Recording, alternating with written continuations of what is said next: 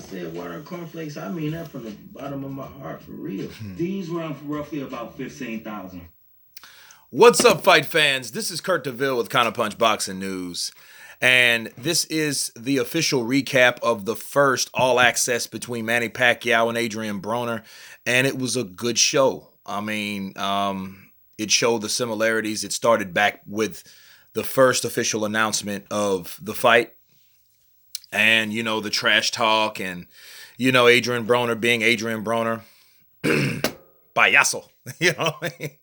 But, you know, he is, he's a showman, Adrien Broner, you know, and Manny Pacquiao is the complete opposite, you know, even though in that press conference, you know, he did throw some shade, you know, he did kind of, you know, join the festivities a little bit with the trash talk, right? So, you know, Mike, Manny Pacquiao, I promote you, you know, you know, I mean, it was cool. And, you know, and AB kind of went off on Brian and of Showtime, you know, and he was, you know, telling him how he ain't fighting Mayweather, he fighting me, Bigfoot motherfucker, you know, but it was exciting to see. It was very informative.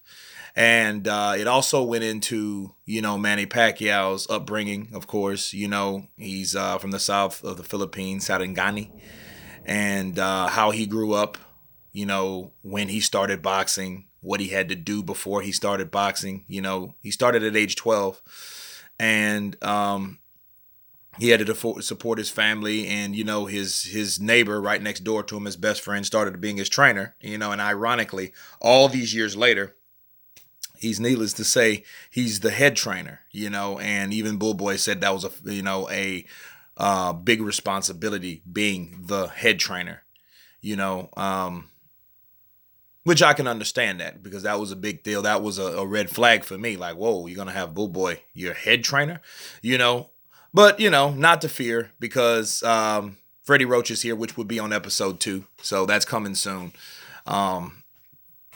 Then you switch over to AB, you know, AB, you know, shared his humble beginnings, you know, kind of rough beginnings, rather, you know, when he started boxing as a kid, and he was an amateur, but he was getting into a lot of trouble, and it kind of foreshadowed as he was a kid, he was being interviewed, and they were like, oh, you know, I could be out robbing and stealing somebody. And the lady was like, you wouldn't be doing that, would you? You know, he's like, yeah, if I hung around the right people, I would.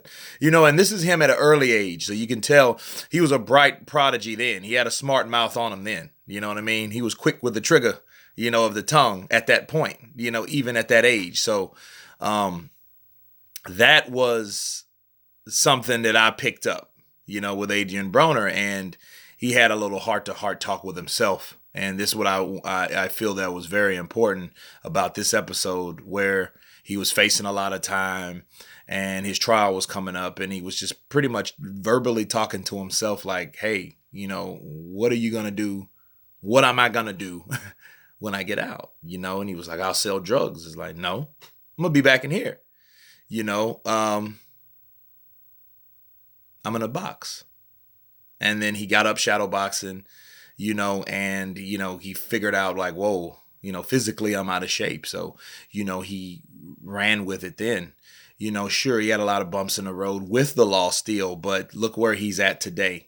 Needless to say, you know, he's fighting Manny Pacquiao, and Manny Pacquiao is a guy that, you know, he has the name. You know, he's the 8 division, 10-time world champion. Okay.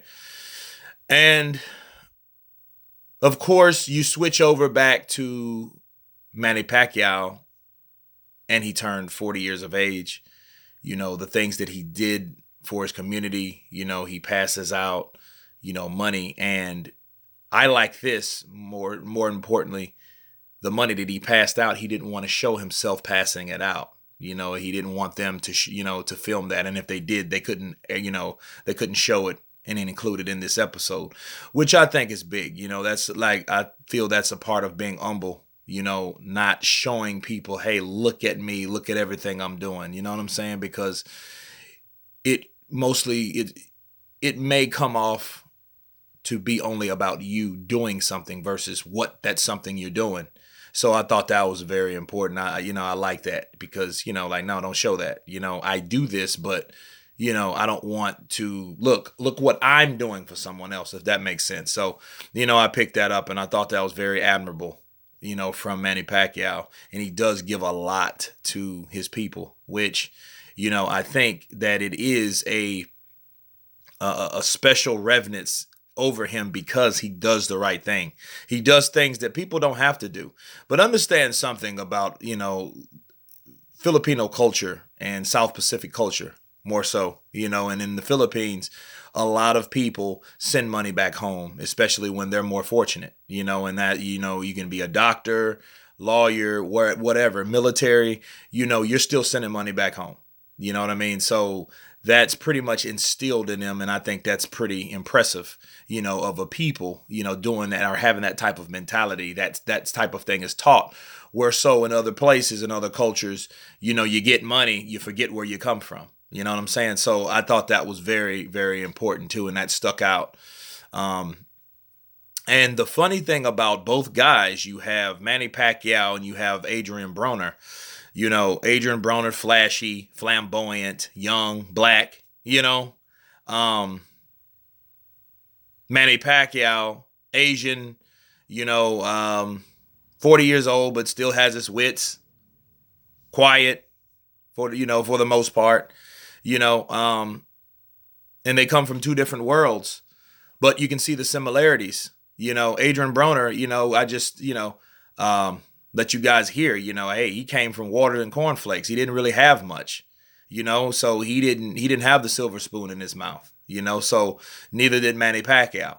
So the similarities of these two guys, growing up in two different places, but having similar backgrounds, you can say, oh, well, Adrien Broner had it a lot better than Manny Pacquiao. But then, then again, you weren't in these guys' shoes either. These guys both had rough upbringings. Manny was more towards poverty and stuff like that, just surviving. And Adrien Broner, not only poverty, but other outside influences that give you the false indication that you can overcome poverty by selling drugs and stuff like that. So, it was the temptations out there that got him.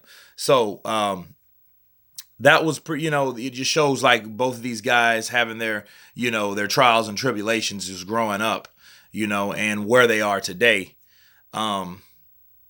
It was a good show, though. It was really a good show, and, Manny, of course, back to his party. He had a huge party. He bought a yacht. They're fixing a yacht to himself. It looks like shit on the outside right now, but, I'm pretty sure that the finishing touches on it is going to look nice. You know what I mean? Very nice. But yeah, I look at Manny Pacquiao and Jinky, Jinky's beautiful, man. Jinky can get it. You know what I mean? One thing about Manny, when he was younger, he was like, I seen, man, that's Jinky. Jinky's a good looking gal. You know what I mean? She's pretty hot, pretty attractive lady. So, I was like, man, you got some good taste, Manny. I don't know what his side pieces was. Cause back then he was center Pacquiao, and he was rising to fame and having money. He was still doing what he was doing. You know what I'm saying? And, and really what changed it around for Manny, I got to add this, was Jinky was threatening to leave him. He was like, oh, hell no. No, we're going to change this around. You know what I mean? So that influenced him a lot to change his lifestyle and the way he did things, So, but Adrien Broner, Manny Pacquiao, it looks like it's going to be a good fight. The strategy in the ring, you could see them looking at old Adrien Broner tapes, so I don't know if I would have showed that, me counterpunching it, I wouldn't have showed like them watching tapes, but they were watching tapes of strategy and, and what they could do in the ring. I think that was Maidana Broner, watching that fight. And, that shows that they were studying Broner. Broner was getting watches and bling bling and, he's doing this thing. And also he mentioned Floyd, and this is one of the last things I want to add to this segment. He said a lot of things Floyd taught him was a bunch of bullshit, but then it was some when he said, hey, AB, you need to be more selfish, you know? So a lot of times Mayweather has his own hiccups and own ticks and things of that nature, you know, his own flaws. But, you know, I think Mayweather seen that Adrien wanted to be like him. And I think Mayweather, you know, seldomly tried to show him. I don't think he always tried to, but whatever he tried to show Adrien Broner, I think that was one of the things, because AB, you know, reflects on it and says, you know what, he made a lot of sense. I get it now. You know what I mean? What he was really saying, you know, so it just shows what he picked up from Floyd, and hopefully he can bring that into the ring with being wise, how by fighting Pacquiao and with the rest of his life, because you can still see he has a lot of growing up to do, you know what I mean, with the sagging pants or whatever. But that's AB. That's him, you know. But it was a very good show, very good episode 1. And I think that All Access is doing it, you know, at this point, and they'll continue to do it. And I can't wait to see episode 2. But anyway, when it drops, I will, because it's not available on Showtime YouTube yet, but when it does, I add the link below in the description box. And, you know, until then, you guys tell me what you think about this video, this recap. Of course, please subscribe. And you guys been Counterpunched. Peace.